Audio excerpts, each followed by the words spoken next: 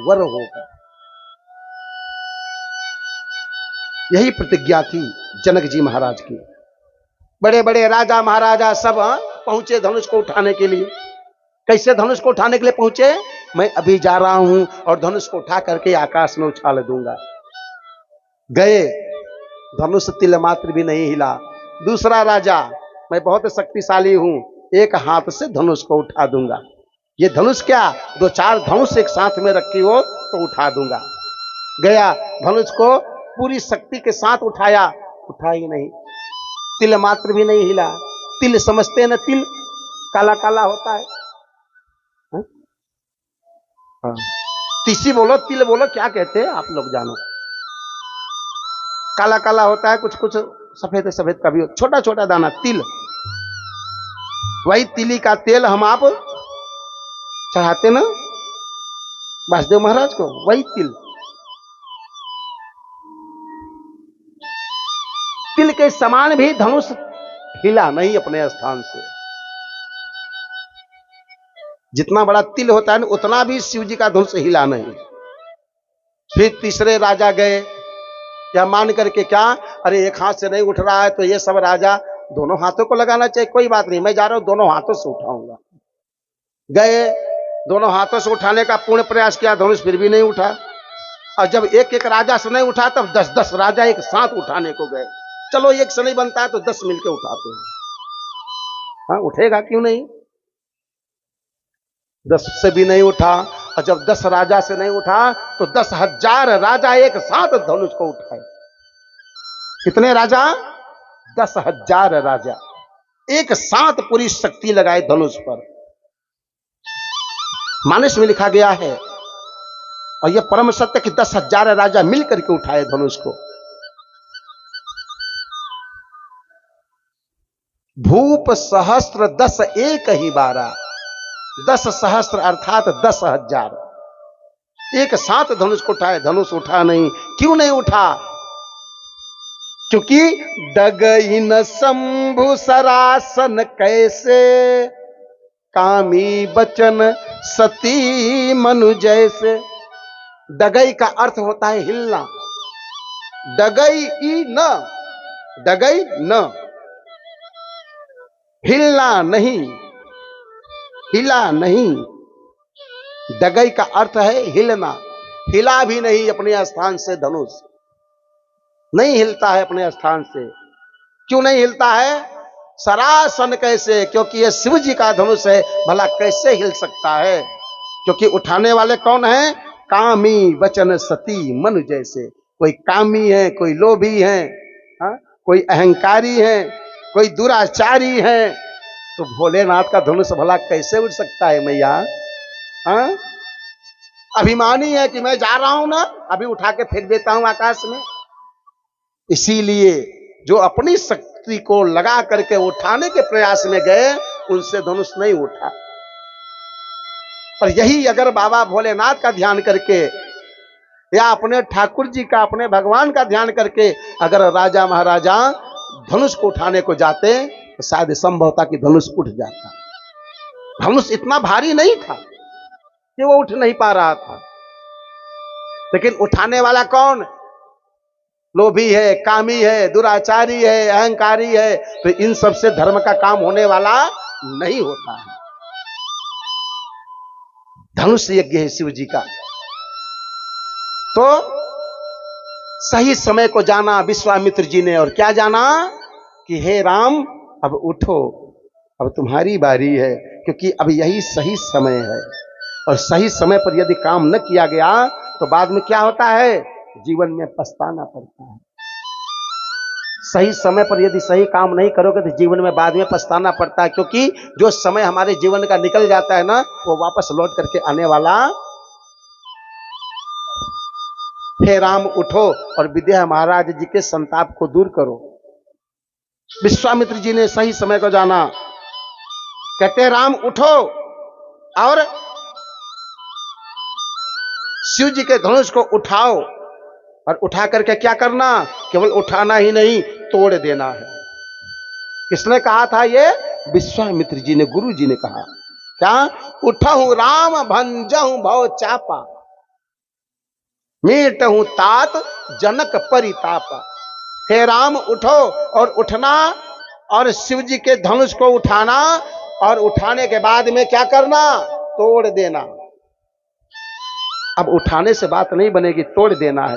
अब गुरु की आज्ञा हुई तो राम जी अपने आसन से उठे हैं और गुरुदेव के, विश्वामित्र जी के श्री चरणों में श्री दंडवत प्रणाम किए, ध्यान किए हैं, और नन्हे नन्हे कदमों से धनुष के निकट मेरे रघुनाथ जी चल पड़े हैं, जहां पर धनुष व्यवस्थित रखा गया है। राम जी चले जा रहे हैं, मन में बस एक राम जी सोच रहे हैं एक बात को। क्या सोच रहे हैं राम जी? कि गुरु जी ने कहा कि उठो राम और धनुष को तोड़ दो। और ये धनुष है किसका? बाबा भोलेनाथ का है। और भोलेनाथ मेरे कौन है? मेरे ईश्वर हैं, मेरे भगवान हैं। क्योंकि राम जी भोलेनाथ की पूजा करते हैं और भोलेनाथ राम जी की पूजा करते हैं। राम जी भोलेनाथ को पिता परमेश्वर आदिनाथ मानते हैं और भोलेनाथ राम जी को पिता परमेश्वर आदिनाथ मानते हैं। भोलेनाथ राम जी के ध्यान में लीन रहते हैं, अरे राम जी भोलेनाथ के ध्यान में। राम जी जा तो रहे हैं, धनुष के पास में निकट पहुंच रहे हैं, लेकिन मन में सोच रहे हैं कि यह धनुष बाबा भोलेनाथ का है, और किसी का होता तो कोई चिंता नहीं थी, लेकिन ये शिव जी का धनुष है और शिव जी के धनुष को उठा करके तोड़ने की आज्ञा गुरु जी ने दिया। और यदि शिव जी के धनुष को मैं तोड़ देता हूं तो मेरे भगवान, मेरे शिव जी मुझसे रूठ जाएंगे, क्योंकि मैं उनका दास हूं, सेवक हूं, और वो मेरे भगवान है। मैं उनकी महिमा कैसे मैं बिगाड़ सकता हूं? मैं उनके अस्त्र शस्त्र को भला कैसे क्षति, कैसे हानि पहुंचा सकता हूं? नहीं, ये तो उनका धनुष है भोलेनाथ का, और मैं भोलेनाथ का धनुष भला कैसे तोड़ सकता हूं? उनका अपमान होगा भोलेनाथ का। फिर मैं कैसा भक्त कि मैं बाबा भोलेनाथ के ही धनुष को तोड़ दिया? मैं कैसा भक्त? और यदि नहीं तोड़ता हूं तो गुरु की आज्ञा का अवहेलना होगा, कुल का कलंक कहलाऊंगा। राम जी चक्कर में पड़ गए। यदि नहीं तोड़ता हूं तो गुरु की मर्यादा जाती है, और यदि तोड़ देता हूं तो भोलेनाथ रुष्ट हो जाएंगे। दोनों बात है ना। यहां आप लोग मौन हैं, ऐसे लगता है जैसे हम हवा में बातें कर रहे हैं। क्यों भैया? बहुत मुख्य कथा है ये। कोई महाराज जल्दी कथा में ये सब बातें नहीं बताएंगे, आप सुन लेना। राम कथा टीवियों पर आता होगा, बहुत कथावाचक मिलेंगे आपको। इतनी गूढ़ बात कोई नहीं बताएगा। वो तो आए, बस आरती पूजन गाए, नाचे गाए, झमाझम, बस हो गया 2 घंटे में। हाँ, प्रसाद वितरण हो गई, कथा। फिर एसी में गए, सो गए। आप भोजन बनाए, रोज 7 दिन भागवत की या राम कथा की 9 दिन की खूब सेवा कर रहे हो। वो आए, बैठे 2 घंटे में, गाए बजाए, नाचे गवाए, हो गया। थोड़े से प्रसंग बताए, थोड़े से इधर उधर बताए, हो गई कथा। गुड़ प्रसंग कौन बताता है? और यहाँ तो इस टीन के नीचे, टीन सेट में 12 बजे हम सबको तपना पड़ता है। व्याकुल हो जाते हैं, तप जाते, इतनी धूप लगती है। हाँ? जल भी बड़ी मुश्किल से मिलता है, आता है नहीं आता है। हाँ? जो मिला कच्चा पक्का, बस पाए ठाकुर जी का नाम लिए पड़े हैं। जाही विधि राखे राम, वाही विधि रही है। शायद हो सकता है कि मेरे जीवन की तपस्या है जो रघुनाथ जी के लिए हो रही है, और इसीलिए हो रही है कि एक दिन रघुनाथ जी अवश्य कृपा बरसाएंगे। इतनी धूप हो रही है इस समय कि बाहर निकलना भारी पड़ जाता है, और इतना जलता है वो। लेकिन सबकी रक्षा, सबकी नैया, सबको पार लगाने वाले ये हैं भगवान। हाँ? जिसकी नैया राम भरोसे डूब नहीं सकती है। जिसकी नैया इसके भरोसे चल रही हो, उसकी नैया कभी जीवन में डूब नहीं सकती है। आज का दिव्य प्रसाद माता रानी के, बाबा श्री राम जी के इस पावन नवमी नवरात्रि पर ब्राह्मणों का सुंदर भोजन करा गया। हमारी एक बहुत सुंदर हृदय आत्मा की पावन पवित्र हमारी बहन जी, हाँ, धन्य है। याद आया उनकी प्रेम उनकी महिमा, जो सभी ब्राह्मणों को अपने घर पर बुला करके और विधिवत उन्होंने भोजन करवाया आज के दिन, और स्वादिष्ट भोजन करवाया, अतिशय प्रेम वर्षा उन बहन जी के हृदय में ब्राह्मणों के प्रति, और खूब सम्मान किया और निर्मल मन से खूब भरे पेट भोजन करवाया, यूं आधे अधूरे नहीं। और सुंदर व्यंजन, सुंदर भोजन बना था, जो भी बना था, जैसा भी था, अति आनंद आया। हाँ? आज नवमी के दिन ब्राह्मणों को बुला करके अपने गृह आश्रम में भोजन कराने का जो उन्होंने सौभाग्य प्राप्त किया, वो उनके पहले पूर्व जन्म के बहुत बड़े भाग्य उदय हुए थे, जो ये प्रयागराज के ब्राह्मणों को बुला करके अपने घर पे नवरात्रि के इस नवमी के दिन में अपने घर पर बुला करके उन्होंने विधिवत सम्मान के साथ भोजन कराया, दक्षिणा दे करके विदा किया। जो उनके जीवन का बहुत बड़ा यह फल है, और इसका और भी बड़ा फल उनके जीवन में प्राप्त होगा। ये एक ब्राह्मण का आशीर्वाद है, व्यासपीठ से, हृदय से आशीर्वाद है। इस प्रेम को, इस भाव को देख करके, इस सम्मान को देख करके आज हम अपनी बहन जी को दोनों हाथों को जोड़ करके भाव से उनको बार बार वंदन अभिनंदन प्रणाम करते हैं। बोल सियापति रामचंद्र भगवान की जय हो। आज यहां पर राम जी पहुंचे हैं धनुष के निकट, तो मन में सोच रहे कि करूं क्या, कि दोनों की बात रह जाए। हाँ? तो जब मन में जीवन में संशय आए ना, तो अपने भगवान को याद कर लेना। जीवन में जब संशय आए, दुविधा आए जीवन में, तो उस दुविधा में, उस संकट की घड़ी में आप अपने भगवान को याद कर लेना एक बार, कि प्रभु अब आप ही हो जो उबारने वाले, हम आपकी शरण में हैं। हाँ? अब आप ही पार लगाओ, उनकी शरण में हो जाओ। लेकिन हम मरते मरते दम तक हम भगवान की शरण में नहीं होना चाहते, अपने भरोसे, अपनी शक्ति से कार्य को करना चाहते हैं, इसीलिए जीवन में असफल होते हैं। राम जी को जब संशय हुआ तो राम जी ने क्या किया, बाबा भोलेनाथ का ध्यान किया कि प्रभु अब राम की मर्यादा, हे भोलेनाथ, आपके हाथों में है। हाँ? गुरु की आज्ञा है कि धनुष को तोड़ना है, और मैं धनुष को तोड़ नहीं सकता, क्योंकि ये आपका धनुष है और आप हमारे स्वामी हैं, तो अब आप ही सहायक हो। राम जी ने क्या किया, धनुष की परिक्रमा की, गुरुदेव को प्रणाम किया, और धनुष को राम जी ने पलक झपकते ही उठा लिया। धनुष राम जी के हाथों में उठ गया, और धनुष की डोर की प्रतंचा राम जी लगे चढ़ाने। धनुष की प्रतंचा की डोर को लगे राम जी चढ़ाने, और भोलेनाथ का ध्यान करे रहे कि तोड़ने की बात है, चलो उठाने की बात है तो उठ गई, लेकिन ये धनुष को तोड़ना है। तो हे भोलेनाथ, अब कृपा आप ही करो, कुछ महिमा, कुछ लीला अब आप ही करो, अब इसके आगे मुझसे कुछ होने वाला नहीं है। समर्पण हो गए राम जी भोलेनाथ के ध्यान में, अब आप ही कुछ लीला करो। तो शिव जी के धनुष को किसने तोड़ा?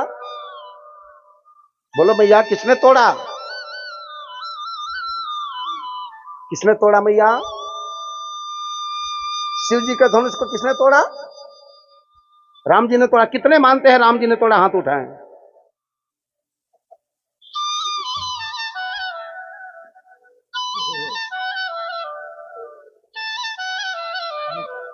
कोई नहीं मानते कि राम जी ने तोड़ा। एक मैया मानती कि राम जी ने शिव जी के धनुष को तोड़ा। 2 3 4 धीरे धीरे सब मान रहे हैं, 5 6 और सब नहीं मानते। शिव जी के धनुष को केवल 5-6 ही हमारी माताएं बहनें मानती है कि तोड़ा था, बस। सभी मानते हैं ना, तो सबके हाथ ऊपर नहीं आए। हाँ। सबके आ गए। शिव जी के धनुष को राम जी ने ही तोड़ा। जी मैया, शिव जी के धनुष को राम जी ने नहीं तोड़ा था, राम जी ने नहीं तोड़ा था। अब समस्या आ गई कि फिर किसने तोड़ा? जब शिव जी के धनुष को राम जी ने नहीं तोड़ा तो किसने तोड़ा? बोलो बोलो, किसने तोड़ा? राम जी ने ही तोड़ा था ना, कि और कोई तोड़ा? राम जी ने तो नहीं तोड़ा।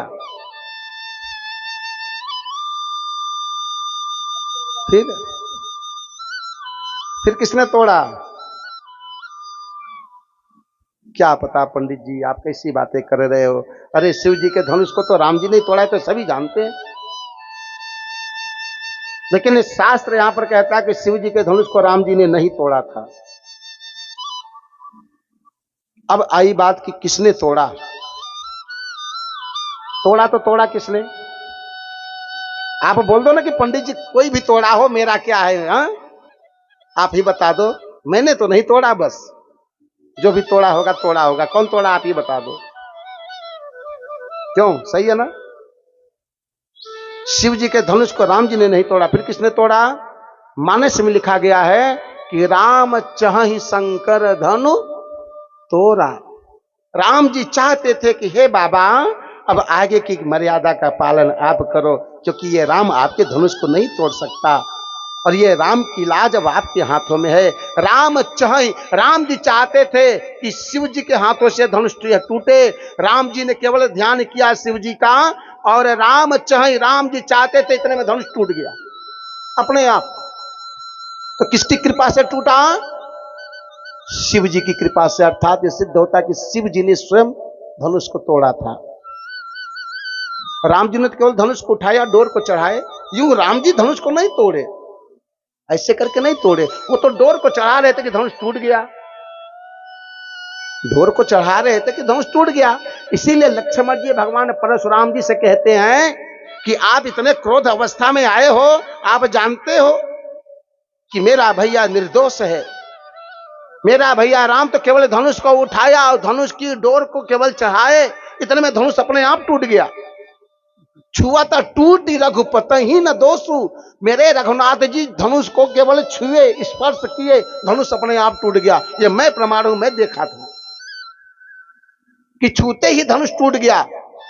मेरे भैया राम जी ने धनुष को नहीं तोड़ा और आप इतने क्रोधावस्था में आ गए हो। तो कहने का भाव कि राम जी ने शिव जी के धनुष को नहीं तोड़ा, शिव जी स्वयं उस धनुष को तोड़े। लेकिन दिखने में सबको यही लगा कि राम जी ने धनुष को तोड़ा। हाँ? ये मूल कथा का प्रसंग है। शिव जी की महिमा से, शिव जी की कृपा से धनुष टूटा है।